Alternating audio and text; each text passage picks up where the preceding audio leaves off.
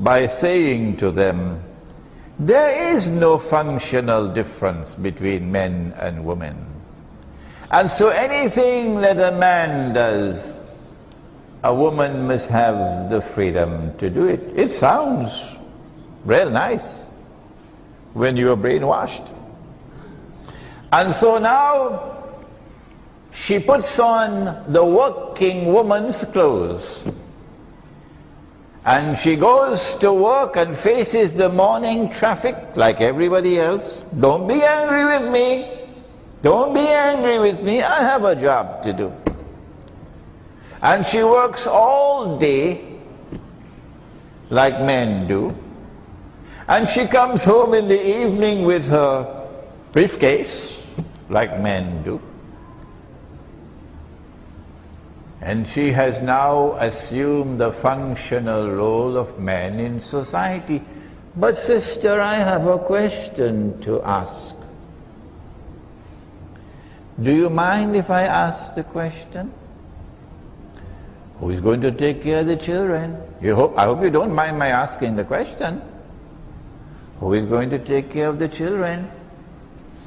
Because you know, if you don't have any children, your husband will want another wife. Oh yeah? So who is going to take care of the children? Don't be annoyed with me. Oh, come on. What kind of an answer is this? Put the children in a daycare center? But we never heard about a daycare center until Uncle Sam came along with it. You know, modern Western civilization. A daycare center? Did your mother do that? Did your grandmother do that? Huh?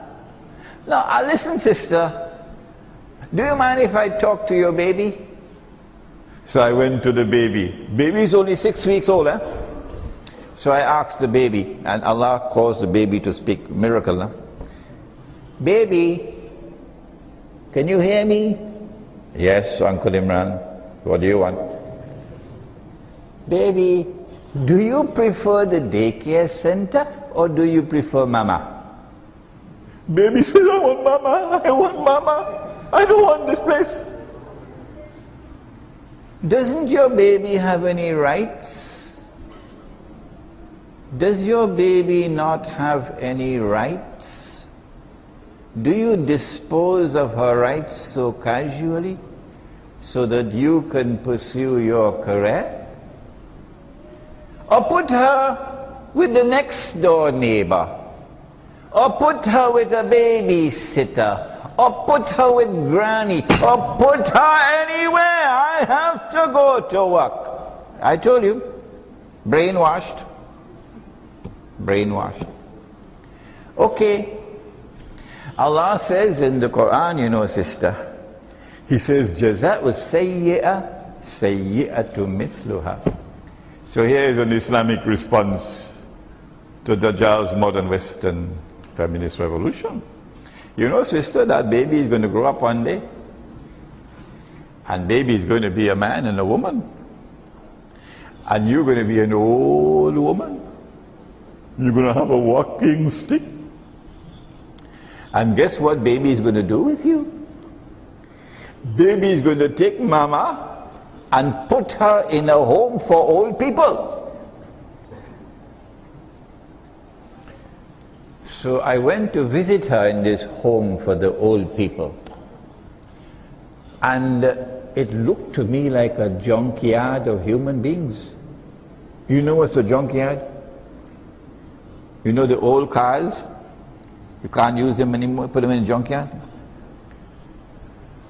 So I went to her, and she's sitting on a rocking chair. And I said to her, Mama, Mama, can you hear me? Yes, I can hear you, my son Imran. What do you want? Mama, do you prefer to be here in this home for old people, or you prefer to be with your daughter and your grandchildren on your lap? Please take me home. I want to go back home. I don't like this place. Jaza'u sayyi'ah, sayyi'atu mithluha. So when you put your baby in the daycare center, don't cry when she puts you in the junkyard for human beings. We don't do that in Islam, sister. We don't have this feminist revolution. Our mothers take care of their children. Our mothers are not part-time mothers. Our mothers are full-time mothers. And if a mother in Islam has something to do as an emergency, then all the other women in the village come together to take care of her baby while she's away. We don't have any daycare centers. So now, because of Dajjal's modern feminist revolution, she's dressing like a man and going out to work. But when you go to work, if you want to advance your career, you can't behave like a woman. No, tabule. When you go to work and you're in the office and you're an officer, you got to behave like a man. Your voice must become masculine. Huh? So you have authority in your voice. There was a woman in Mr. Clinton's cabinet. You couldn't tell by hearing her voice. So you lose your feminine voice. You have to behave like a man. When Musa alayhi salam, sister, when he was there in Sinai, in Madian, by the well, do you remember? And the two women were there, the two girls with their sheep. And you remember he watered the sheep for them? Of course you remember, don't you? And then they were able to go home. But when Musa alayhi salam sat down underneath the tree and he prayed to Allah, if you have any good for me, please give me, I need it, oh Lord. And then from the distance one of the girls came back to meet him. And she's alone and he's alone, nobody else is there. Do you remember how Allah described how she was coming? She was coming back in a state of bashfulness, in a state of shyness. But when Dajjal's women go out, dressed like men, to work like men, they lose their femininity. They lose their femininity. They become increasingly masculine. The Quran describes the creation of the male and the female as synonymous to the creation of the night and the day. Where did it do that? Where? In Surah Al-Layl. وَاللَّيْلِ إِذَا يَغْشَى وَالنَّهَارِ إِذَا تَجَلَّى. And by the night and that which it shrouds so mysteriously, so filled with splendor. And by the day and its bright light, penetrating light, nothing covered, nothing concealed. وَمَا خَلَقَ الذَّكَرَ وَالْأُنثَى. That in the same way that Allah created the night and the day, so too did Allah create the male and the female. So Allah wants the night to remain night, sister. And Allah wants the day to remain day, sister. And when the night is night and when the day is day, look what happens. There is intense attraction between the two. And do you notice that when the day is approaching the night, what happens? It still happens in Islam. But it's gone now in France and in Singapore and in the United States and Britain. When the day is approaching the night, There is so much excitement that the sky is painted in a riot of colors.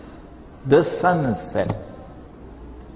The sunset is there as a sign of the excitement of the day as he approaches the arms of the night.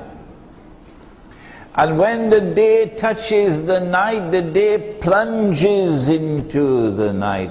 When last did you look at the sun setting beneath the sea? That excitement has to be preserved. And it can only be preserved when the day remains day and the night remains night. But Dajjal says, no, my night must become day. And so she loses her femininity. And so the attraction of the day for the night begins to wane, to become weaker and weaker. Until eventually the day is no longer so attracted to the night. Oh my, that's going to be a problem now, sister? Are you listening? Then Allah's messenger said something more. He said that men are going to dress like women. Now don't be angry with me, please, I beg you. Well, you can be angry during the lecture, but after the lecture over, we must be friends and drink some teh tarik. He said that men are going to dress like women. One more time, don't be angry with me. If a man has to dress like a woman, the first thing he has to do is to shave off his beard. I told you, don't be angry with me. If a man has to dress like a woman, the first thing he has to do is to shave off his beard.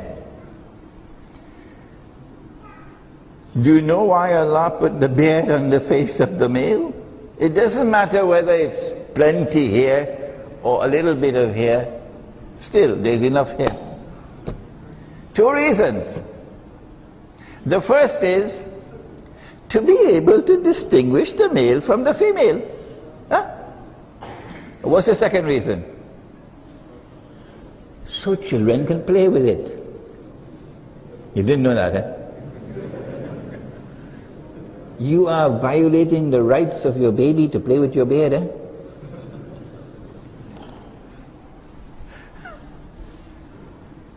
So what's going to happen when men start dressing like women? And the attraction of the day for the night is becoming weaker and weaker. Dajjal is going to rub his hands and say, mission accomplished.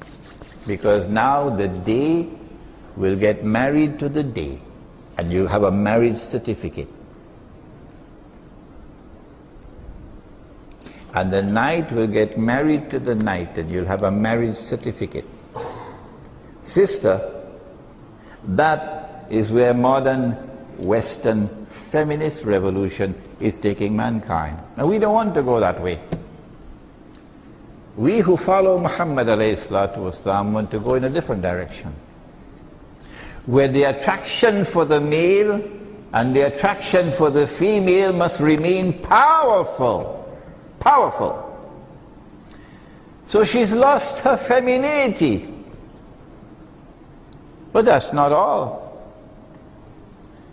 She's also losing her fertility. She can't have babies. When you're trying to play being a man, something happens to your body. Allah wants that the woman should have her babies when she is young, when the body is young, and the body is youngest of all and best equipped of all to make babies after she has reached the age of puberty. That is the best time. You got to have peanuts in your head to tell me that the woman is better equipped to have a baby at 25 than at 15. I don't have peanuts in my head, excuse me. And all through history, women had their babies when they were 14 and 15 and 16.